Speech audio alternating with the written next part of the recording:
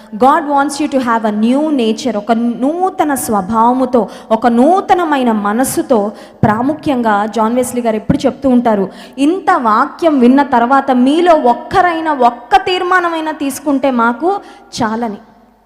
English worship చాలా కాలం నుంచి, almost ఈ లాక్డౌన్, ఇప్పుడు ఈ 40 days ఫాస్టింగ్ ప్రేయర్స్ ముందు వరకు నేను ఇంగ్లీష్ వర్షిప్లో వాక్యం చెప్తూ ఉండేదాన్ని. ఒక్కొక్కసారి మరి పిల్లలతో ఆదివారం చాలా అలసిపోయి ఇంగ్లీష్ వర్షిప్కి ఒక్కొక్కసారి నాకు ఎనర్జీ కూడా ఉండేది కాదు వచ్చి వాక్యం చెప్పడానికి. కానీ ఒకరోజు మరి ఇందాక ఒక చెల్లెమ్మ సాక్ష్యం చెప్పింది. ఆ రోజు నాకు బాగా గుర్తుంది. పరిశుద్ధాత్మ దేవుడు, నీవు పాప పశ్చాత్తాపం గురించి ఈరోజు వాక్యం చెప్పాలి, చిన్న కుమారుని గురించి వాక్యం చెప్పాలన్నారు నాతో పరిశుద్ధాత్మ దేవుడు. ఆ రోజు నేను పరిశుద్ధాత్మ దేవునితో చెప్తున్నాను, దేవా చిన్న కుమారుని గురించిన కథ మా పిల్లలకు కూడా తెలుసు. ఆ ప్రసంగం చెప్తే మోస్ట్లీ ఇంగ్లీష్ వర్షిప్ యవనస్తులు చూస్తూ ఉంటారు, ఇవన్నీ మాకు ఎప్పుడో తెలుసు కదా, ఇవన్నీ మేము ఎప్పుడో చిన్నప్పుడు వినేసామని. బహుశా వారెవరూ సరిగ్గా ఆ మాటలు లెక్క చేయరేమో ప్రభా అంటే, దేవుడు అన్నాడు, నేనేం చెప్పానో నువ్వు వెళ్ళి అక్కడ చెప్పు అంతే అని. దేవుడు, పరిశుద్ధాత్మ దేవుడు ఆ రోజు నన్ను చాలా చాలా బలంగా ప్రేరేపిస్తే ఆ మాటలే చెప్పాను. ఇందాక అక్కడ కూర్చున్నప్పుడు ఆ చెల్లెమ్మ ఆ రోజు ఇంగ్లీష్ వర్షిప్లో అక్క చెప్తున్న వాక్యం ద్వారా నేను నా హృదయాన్ని ఏసేకిచ్చాను, నా జీవితం మారిందని చెప్పినప్పుడు నేను ప్రభువుని ఎంతో స్తుతించాను. కారణం ఏంటంటే, దేవుడు ఏం చెప్తే అది మనం చేస్తే చాలంతే మన జీవితంలో సఫలత. ఆ రోజు ఎన్ని వేల మంది చూశారో ప్రాముఖ్యం కాదు, కానీ ఒక్క చెల్లెమ్మ దీవించబడింది, ఒక్క ఆత్మ పరలోక రాజ్యంలో చేర్చబడింది. అదే గొప్ప ఆశీర్వాదం. హల్లెలూయా.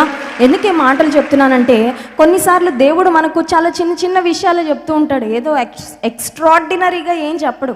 చిన్న విషయాల్లోనే, ఈ చిన్న పనిలో నమ్మకంగా ఉండు, ఈ చిన్న పని చేయి, ఈ చిన్న సహాయం చేయి, ఈ చిన్న ఫోన్ కాల్ చేసి పలానా వారిని ప్రోత్సాహపరచు, ఈ చిన్న పని నువ్వు దేవుని కార్యం కొరకు చెయ్యి. దేవుడు చెప్పేది ఏదైనా, అది చిన్నదైనా పెద్దదైనా, దేవుడు చెప్పాడు కాబట్టి నీవు చేస్తే దానిలో గొప్ప ఫలము, గొప్ప ఆశీర్వాదము ఉంటుంది. ఎందుకు ఈ మాట చెప్తున్నానంటే, కొన్నిసార్లు అపవాది నిన్ను నీ గతము గురించి జ్ఞాపకం చేసి నిన్ను ముందుకు వెళ్ళనీయకుండా లాగుతూ ఉంటాడు. ఎంత బలంగా లాగుతాడో మీకే తెలియదు.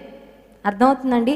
విశ్వాసి పందెపు రంగంలో దేవుని కొరకు పరిగెత్తాలని మందిరానికి రాగానే, మరి దైవజనులు వాక్యం చెప్పగానే ఫుల్ ఛార్జింగ్ ఎక్కేస్తుంది.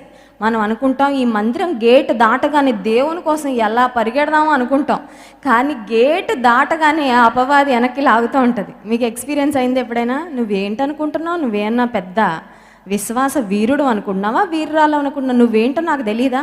నువ్వు అప్పుడు ఏం చేసావు నాకు తెలీదా? అప్పుడు వారితో ఏం చేసావు? నువ్వు అప్పుడు ఎలాంటి పనులు చేసావు? అప్పుడు ఎలాంటి ఆలోచనలు ఆలోచించావని అపవాది మన గతాన్ని జ్ఞాపకం చేసి మనల్ని చాలాసార్లు వెనకకి లాగాలనే ప్రయత్నం చేస్తూ ఉంటాడు. కానీ నేను చేయాల్సింది ఏంటంటే, నా యేసుక్రీస్తు ప్రభువులో నా పాత గతము సమాధి అయిపోయిందని చెప్పాలి. హల్లెలూయా. బాప్తిస్మం తీసుకున్న ప్రతి వ్యక్తి నీటిలో ముంచబడినప్పుడు, నీటిలో ముంచడం అనేది దేనికి సాదృశ్యం అంటే, మన పాత జీవితం క్రీస్తుతో పాటు సమాధి చేయబడింది. ఆ తర్వాత పైకి లేపినప్పుడు ఒక నూతన వ్యక్తిగా క్రీస్తు ప్రభువులో మనము బ్రతుకుతున్నామని దానికి సాదృశ్యంగా ఉంది బాప్తిసం. కనుక we have to keep shaking of the past. గతాన్ని ఏం చేయాలంటే విదిలించుకోవాలి. గత స్మృతులు, కొంతమంది నాకు చెప్తూ ఉంటారు, అక్క గతం నుండి బయటపడ్డాను, పలానా సంఘటన నా జీవితంలో భయంకరమైన సంఘటన జరిగి 2 సంవత్సరాలు అయిపోయింది, నా మైండ్లోంచి మాత్రం పోవట్లేదు, అది I'm not able to get over it అని చెప్తూ ఉన్నప్పుడు నేను ఒకటే మాట చెప్తాను, నీ మైండ్ని దేవుడు మరి ఎరేస్ చేయమని, నీ మైండ్లో ఉన్న ఆ మెమరీస్ని ఎరేస్ చేయమని ప్రార్థన చేసుకో అమ్మ, దేవుడు నీకు సహాయము చేస్తాడు. కంప్యూటర్లో చూడండి, మనకి అన్నెసెసరీ ఫైల్స్ ఏమైనా ఉంటే రైట్ క్లిక్ కొట్టి మనం డిలీట్ అని బటన్ ప్రెస్ చేస్తే డిలీట్ అయిపోతాయి. ఆ తర్వాత రీసైకిల్ బిన్ అని ఒక దగ్గరికి వెళ్తాయి అన్నమాట. కొంతమంది ఏం చేస్తుంటారంటే, వాక్యం విన్న తర్వాత సినిమా పాటలు, సినిమాలు ఏమన్నా కంప్యూటర్లో ఉంటే పిచ్చి పిచ్చి దృశ్యాలు అన్నీ రైట్ క్లిక్ కొట్టి డిలీట్ చేసి అవి రీసైకిల్ బిన్లో పెట్టుకుంటారు. ఎందుకంటే మళ్ళీ ఎప్పుడైనా చూడాలనిపిస్తే రీసైకిల్ బిన్కి వెళ్ళాక రెస్టోర్ అని ఒక బటన్ ఉంటుంది అనమాట, అది కొడితే మళ్ళీ అన్నీ వచ్చేస్తాయి.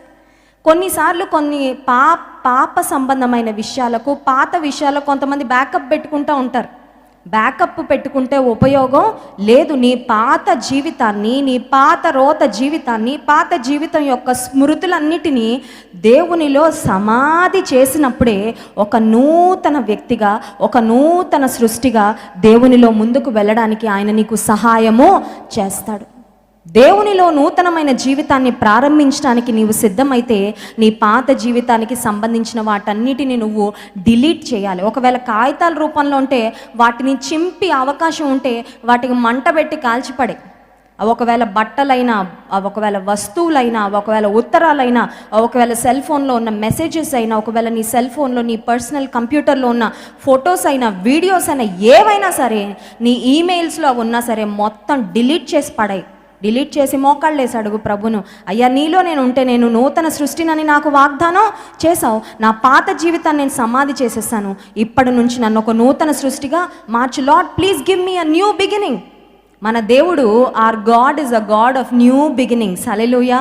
ప్రతిరోజు ఉదయకాల సమయంలో సూర్యోదయం చూడగానే మనకు ఒక అనుభూతి రావాలి. అదేంటంటే దేవుని కృపను నూతనంగా అనుభవించడానికి నాకు దేవుడు మరొక నూతన దినాన్ని ఇచ్చాడు. దేవుని మంచితనాన్ని రుచి చూడడానికి నాకు మరొక నూతన దినాన్ని ఇచ్చాడు. దేవుని కొరకు బ్రతకడానికి నాకు మరొక నూతన అవకాశాన్ని దేవుడు ఇస్తూ ఉన్నాడు. కనుక we have to take every day as a gift from God. ప్రతి దినాన్ని దేవుని నుంచి ఒక గిఫ్ట్ లాగా తీసుకొని ఈరోజు నీకోసం ఒక నూతన సృష్టిగా మార్చబడాలి. ఆ మొహం పాత మొహమే, ఆ జుట్టు పాత జుట్టే, ఆ చేతులు కాళ్ళు అన్నీ పాతవే. ఏదో ఫేస్ లిఫ్ట్ అయిపోయి మనం ఏదో వయసులో యవనస్తుల్లా కనబడేది ఏముండదు. మన బాహ్య పురుషుడు క్షీణించుచున్నను మన అంతరంగ పురుషుడు దినదినము నూతన పరచబడుచున్నాడు. హల్లెలూయా. నేను ఆ మాట చెప్పగలను. ఈ లాక్డౌన్ ప్రారంభమైన దగ్గర నుండి దైవజనులు జాన్ వెస్లీ గారు కానీ నేను కానీ సేవలో ఎలా నలుగుతున్నాం మాకు తెలుసది. చాలామంది మాకు ఫోన్ చేసి చెప్తూ ఉంటారు, అమ్మ మీరు జాన్ వెస్లీ గారు చాలా సన్నగా అయిపోతున్నారు, చాలా బలహీన పడిపోతున్నారు, చాలా నీరస పడిపోతున్నారు, కొంచెం సేవ తగ్గించుకోండి, కొంచెం రెస్ట్ తీసుకోండి అని. సేవ తగ్గించుకోండి అంటే మాత్రం అది ఎప్పుడు మేము వినం. ఎందుకంటే బ్రతుకుతుంది క్రీస్తు కోసమే, యేసే కోసమే బ్రతుకుతున్నాం. కాబట్టి కొన్నిసార్లు బాహ్య పురుషుడు క్షీణించుచున్న అంతరంగ పురుషుడు మాత్రం దినదినము నూతన పరచబడుచున్నాడు. హల్లెలూయా. ఎందుకు ఈ మాటలు చెప్తున్నానంటే గతంలో స్టక్ అయిపోయి please don't stay in the past. ఇక్కడున్న యవన తమ్ముళ్ళు చెల్లెలందరినీ ప్రభు పేట బ్రతిమలాడుతున్నాను.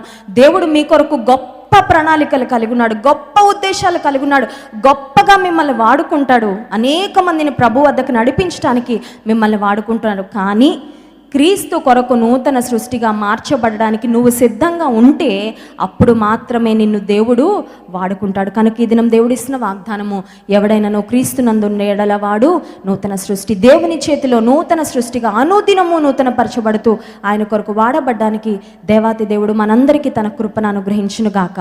ఆమేన్.